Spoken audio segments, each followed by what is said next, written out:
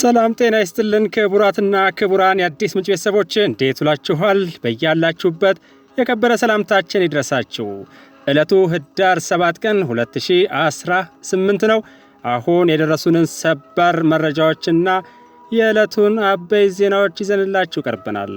ከመረጃዎቹ ጋር አብሬያችሁ ቆይታ የማደርገው የእናንተው ውብሸት ታየ ነኝ። ላይክና ሼር በማድረግ መረጃዎቻችን ለብዙዎች እንዲደርሱ እንድታደርጉ በታላቅ አክብሮትና ፍቅር እንጠይቃለን። ወደ መጀመሪያው ሰበር መረጃ ስንሸጋገር የተሃድሶ ስልጠና የተሰጣቸው 68 የኦነግ ሸኔ ቡድን አባላት ወደ ትውልድ ቀያቸው መሸኘታቸውን አስቀድመናል። የዳሎል ማዕከላዊ እዝ ጋሻ ኮር በምዕራብ ሸዋ ዞን ጅባት ወረዳ በኦነግ ሸኔ ማሰልጠኛ ላይ ከሰሞኑ ባካሄደው ጠንካራ ኦፕሬሽን የጥፋት ተልዕኮ ወስደው ለመሰማራት ሲዘጋጁ የነበሩ 68 የቡድኑን አባላትና ለሽብር ተግባሩ የሚጠቀምበትን መገልገያ ቁሳቁስ በቁጥጥር ስር መዋል መቻሉን አዲስ ምንጭ ዘግባ እንደነበር የሚታወስ ሲሆን የኮሩ ዋና አዛዥ ብርጋዴር ጄኔራል ጥላሁን ኡጋሳ የጥፋት ቡድኑን አስመልክቶ በታሪካዊ ጠላቶቻችን በመጋለብ ህዝብን ሰላም ለመንሳትና ልማታዊ ክንውኖችን ለማደናቀፍ በተሳሳተ ትርክት ወጣቶችን በማደናገርና አፍነው ወደ ጫካ በመውሰድ የእኩይ ተግባራቸው ማስፈጸሚያ ለማድረግ የሚንቀሳቀሱት የኦነግ ሸኔ ኃይሎች በጀግናው ሰራዊታችን ሲደመሰሱ ተገደውና ተታለው ወደ ስልጠና የገቡ አባላት በስልጠና ላይ እያሉ በቁጥጥር ስር መዋላቸውን አረጋግጠዋል። አሸባሪው የኦነግ ሸኔ ቡድን 18 ዓመት ያልሞላቸውን ወጣቶች ጭምር አስገድዶ በመውሰድ ጦርነት ውስጥ እየማገደ መሆኑን የጠቀሱት ብርጋዴር ጄኔራል ጥላሁን ኡጋሳ ድርጊቱን ህዝብ ሊያወግዘውና ከጀግና ሀገር መከላከያ ሰራዊት ጋር ተቀናይቶ ሊታገለው እንደሚገባ ጠቁመዋል። በሰራዊቱ የተያዙ 68 የጥፋት ቡድኑ አባላት በሐሰት ትርክት ተታለውና በታጣቂዎች ተገደው ከገቡበት የሽብርተኝነት አስተሳሰብ ፈጥነው በመውጣት ህዝብና ሀገራቸውን በቅንነት ለማገልገል መዘጋጀት እንዳለባቸው ያስገነዘቡት ጄኔራል መኮንኑ ጋሻ ኮር በተሰማራበት የግዳጅ ቀጠና የአሸባሪዎችን እንቅስቃሴ የመቆጣጠርና የመግታት ስራውን ከአካባቢው የጸጥታ ኃይሎች ጋር በመጣመር አጠናክሮ እንደሚቀጥልም አስታውቀዋል። በዛሬው ዕለት በተጠናቀቀው የተሃድሶ ስልጠና የሽብርተኝነት መንገድ ከራስ አልፎ ህዝብና ሀገርን የሚጎዳ ጸያፍ ድርጊት ስለመሆኑ አባላቱ ከተሰጣቸው የተሃድሶ ስልጠና ግንዛቤ መውሰዳቸውን ገልጸዋል። በስልጠናው አባላቱን በመምከር በማስተማርና ስለ ሀገር ሰላምና ደህንነት ግንዛቤ በመስጠት መልካም ዜጋ ሆነው ለወገን እንዲጠቅሙ የሚያስችላቸውን የዜግነት ክብር ስሜት እንዲፈጥሩ ተደርጓል። በሽኝት ስነ ስርዓቱ ላይ የተገኙት የጋሻ ኮር አዛዥ ብርጋዴር ጄኔራል ጥላሁን ኡጋሳ እንደገለጹት የሸኔ አሸባሪ ቡድን በተሳሳተ ፕሮፓጋንዳ 18 ዓመት ያልሞላቸውን ወጣቶች አስገድዶ በመውሰድ የጦርነት ጊዜውን በከንቱ እድሜያቸውን እንዲያባክኑ ያደረገበትን መንገድ ጠቁመው ይህንኑ እድሜውን ለማራዘም ሲጥር የቆየ ቢሆንም በጀግናው የሀገር መከላከያ ሰራዊት የተጠናከረ ዘመቻ ከንቱ ፍላጎቱን ማምከን ተችሏል ብለዋል። አሸባሪው ሸኔ ለዘረፋና ለስርቆት የተደራጀ ቡድን መሆኑን ያስረዱት ጄኔራል መኮንኑ ወጣቱ ትርጉም በሌለው የተሳሳተና ኋላ ቀር አስተሳሰብ ሳይታለል በማስተዋል መኖር አለበት ሲሉም አስገንዝበዋል።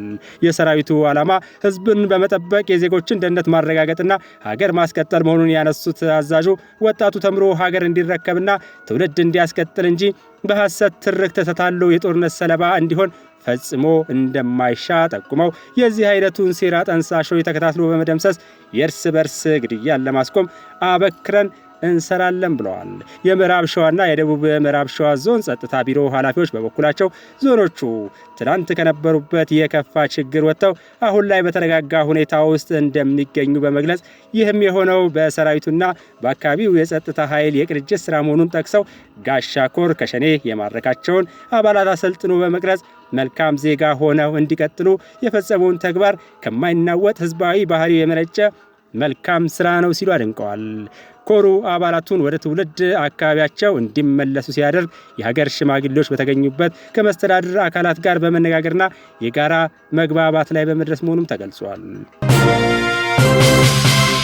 ቀጣዩ ሰበር መረጃችን ይኸው የሰላም ጠላት የሆነው ሸኔ ዘርፏቸው የነበሩ 126 የቀንድ ከብቶች የተመለሱ ሲሆን ዘራፊዎቹም በቁጥጥር ስር ውለዋል።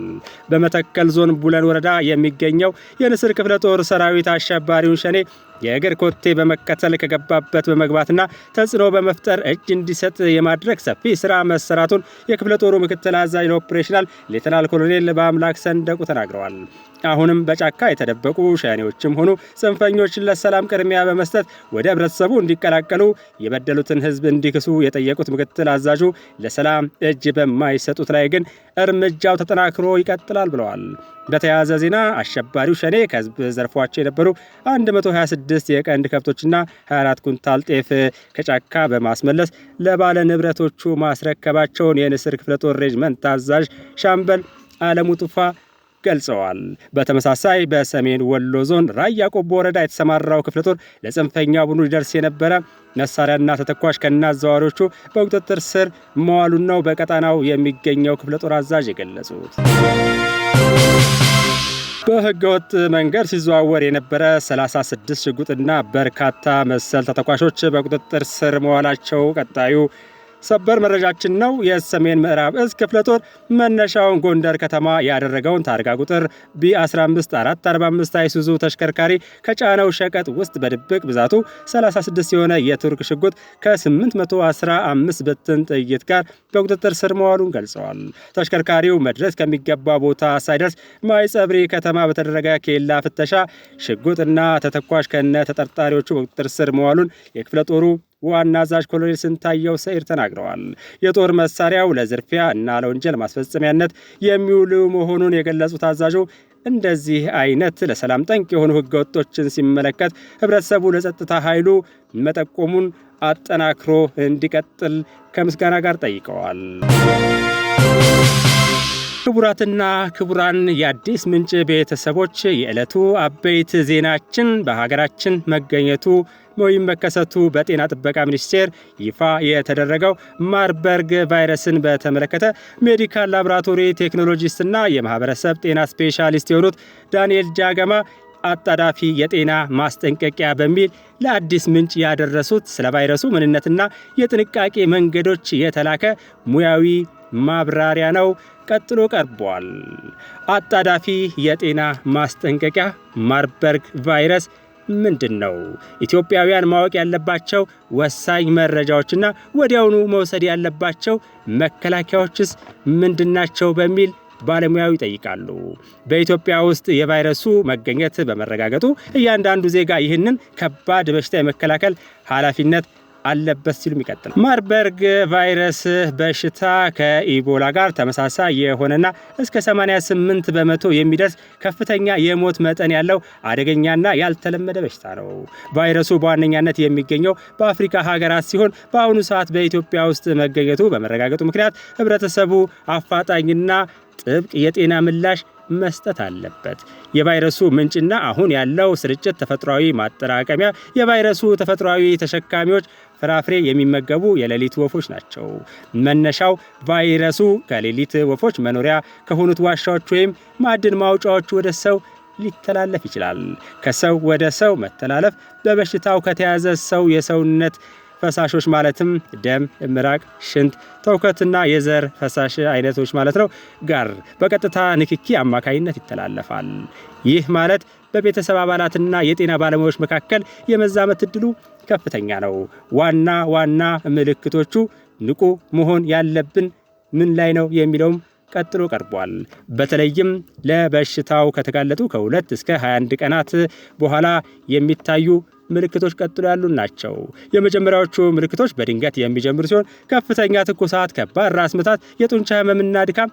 በሽታው እየገፋ ሲሄድ የሚታዩ ምልክቶች ደግሞ ከባድ ተቅማጥና የሆድ ህመም፣ ማቅለሽለሽና ማስታወክ፣ የደረትና የጉሮሮ ህመም፣ ከባድ ደም መፍሰስ፣ ከድድ፣ ከአፍንጫ፣ ከአይንና ከሌሎች የሰውነት ክፍሎች የሚፈስ ደም፣ የአካል ክፍሎች መስራት ማቆም ይገኙበታል። ማሳሰቢያ በሚል የቀረበው በእነዚህ ምልክቶች ማለትም ከወባ፣ ታይፎይድና ሌሎች ትኩሳት ከሚያስከትሉ በሽታዎች ጋር ስለሚመሳሰሉ ትክክለኛው ምክንያት ለማወቅ የላቦራቶሪ ምርመራ ማድረግ ግዴታ ነው። ምክንያቱም መሰል ምልክቶች ስለታዩ በቀጥታ ማርበርግ ቫይረስ ነው ብሎ መውሰድ ተገቢ ያለመሆኑን ባለሙያው አስምረውበታል። ሁለተኛ ምርመራና ሕክምናውን በተመለከተ የኢትዮጵያ ምላሽ በትክክል ማርበርግ መሆኑን ለማረጋገጥ የኢትዮጵያ የህብረተሰብ ጤና ኢንስቲትዩት ወይም የተፈቀደላቸው የክልል ላቦራቶሪዎች አፋጣኝ ልዩ ምርመራዎችን ያከናውናሉ። ማንኛውም ጥርጣሬ ወዲያውኑ ሪፖርት መደረግ አለበት። ሕክምናውን በተመለከተ እስካሁን ድረስ በፈቃድ የተሰጠው ጸረ ቫይረስ መድኃኒት ወይም ክትባት እንደሌለ ማወቅ ያስፈልጋል። ሕክምናው በዋናነት ድጋፍ ሰጪ እንክብካቤ ሰፖርቲቭ ኬር የሚባለው ሲሆን ይህም የሰውነት ፈሳሾችን መተካት፣ ደም መፍሰስን መቆጣጠርና የተከሰቱ ምልክቶችን በጤና ተቋማት ውስጥ ማከምን ያካትታል። ለኢትዮጵያውያን የግዴታ ጥንቃቄና መከላከያ እርምጃዎች ቫይረሱ በሀገር ውስጥ በመረጋገጡ መገኘቱ ማለት ነው። እነዚህን እርምጃዎች በአስቸኳይ መተግበር ያስፈልጋል። የሌሊት ወፍ መኖሪያዎችን ያስወግዱ። የሌሊት ወፎች ሊኖሩባቸው የሚችሉ ዋሻዎችን፣ ማዕድናት ወይም ትላልቅ ጎሬዎችን ከመጎብኘት ይቆጠቡ። በተለይ የፍራፍሬ የሌሊት ወፎች የቫይረሱ ምንጭ ስለሆኑ እነሱን መንካት ወይም የፈሳሻቸውን ወይም ሰገራቸውን ንክኪ እንዳይኖር ከፍተኛ ጥንቃቄ ያስፈልጋል። በተጨማሪም የታመመ ሰው ንክኪ በጣም አስቸጋሪ ስለሚሆን በጥብቅ መራቅ እንደሚያስፈልግ፣ በበሽታው የተጠረጠረ ወይም የተያዘ ሰው ካለ ከሰውነት ፈሳሾች ጋር ቀጥተኛ ንክኪ ማድረግን በጥብቅ ያስወግዱ። የጤና ባለሙያዎች ደግሞ ሁልጊዜ ተገቢውን የመከላከያ መሳሪያዎች፣ ጓንት፣ ጭንብልና ጋዋን የመሳሰሉትን መጠቀም ይኖርባቸዋል። የእጅ ንጽህናን ያዘውትሩ። እጅን በተደጋጋሚ በሳሙናና በውሃ ለ20 ሰከንድ መታጠብ ወይም የአልኮል ይዘት ያለው የእጅ ማጽጃ ሳኒታይዘር ማለት ነው መጠቀም ያስፈልጋል። ሌላው የቀብር ስነ ስርዓትን ጥንቃቄ በተመለከተ በቫይረሱ ምክንያት የሞቱ ሰዎችን አስክሬን በጥንቃቄና በተፈቀደላቸው ባለሙያዎች በሚመራው መንገድ ብቻ መፈጸም ያስፈልጋል። ባህላዊ ንክኪ ያላቸው የቀብር ልማዶች የቫይረሱን ስርጭት ስለሚያፋጥኑት መተው ይኖርባቸዋል። ፈጥኖ ሪፖርት ማድረግን በተመለከተም ከላይ የተጠቀሱትን ምልክቶች በራሱ ወይም በቤተሰቦ ላይ ካዩ ወዲያውኑ ወደ ጤና ተቋማት ሪፖርት በማድረግ አስፈላጊውን መመሪያ ይከተሉ። ወደ ጤና ተቋም በሚሄዱበት ጊዜ ሌሎችን እንዳይበክሉ ጥንቃቄ ያድርጉ። ማሳሰቢያ፣ የጤና ጥበቃ ሚኒስቴር እና የኢትዮጵያ የህብረተሰብ ጤና ኢንስቲትዩት የሚሰጡትን መመሪያዎች በትኩረት በመከታተል የዜግነት ኃላፊነቶትን ይወጡ። ይህን ወሳኝ መረጃ በማጋራት ማርበርግ ቫይረስ በኢትዮጵያ ተጨማሪ ጉዳት እንዳያደርስ የበኩሎን ይወጡ። ሜዲካል ላቦራቶሪ ቴክኖሎጂስትና የማህበረሰብ ጤና ስፔሻሊስት የሆኑትና የምንጊዜም የአዲስ ምንጭ ሚዲያ ተከታታይና ተባባሪ የሆኑትን ዳንኤል ጃገማን ላደረሱን ሙያዊ ትንታኔ ያለው ጽሑፍ በአዲስ ምንጭ ሚዲያ አድማጭ ተመልካቾች ስም ከልብ እናመሰግናለን። ክቡራትና ክቡራን፣ ይህንን ወሳኝ መረጃ ላይክና ሼር በማድረግ ለብዙዎች እንዲደርስ ኃላፊነታችንን እንድንወጣ በአክብሮት እንጠይቃለን። ሰላም ለኢትዮጵያ፣ ሰላም ለኢትዮጵያውያን፣ ሰላም ለመላው የሰው ዘር ይሁን። ሰላም ሁኑ። በከተማችን እምብርት በሆነችው ፒያሳ በሁለት ታላላቅ ፓርኮች ማለትም ወዳጅነት ፓርክና አራዳ ፓርክ መሃል ላይ በሚገኘው የሜሪ ኮምፓውንድ አፓርትመንት በ440 ሺህ ብር ቅድመ ክፍያ ጀምሮ የቤት ባለቤት ይሆኑ። ቀድሞ ለሚመጡ 10 ደንበኞች እስከ 30% የሚደርስ ቅናሽም አዘጋጅተናል። ብዙዎች ለመኖር በሚመርጧት ፒያሳ ላይ ከፓርክ ቪውና ከንጹህ አየር በተጨማሪ በቅርብ ርቀት ላይ ትምህርት ቤቶች ሸራተን ሆቴልና ኤላያና ሆቴል ይገኛሉ። እንዲሁም በኮምፓውንድ ውስጥ የመዋኛ ገንዳ፣ ጂምናዚየምና ስፓ 24/7 የሚያገለግሉ ሲሲቲቪ ካሜራ እንዲሁም ቴራስን ጨምሮ በአንድ ያካትታል። ያስተውሉ፣ ቅናሹ በውስን ቤቶች ላይ የወጣ ስለሆነ አሁኑኑ በ3 ሚሊዮን ብር የቤት ባለቤት ለመሆን በ0990 27 47 47 አለያም በ0982 67 27 27 ላይ ይደውሉ።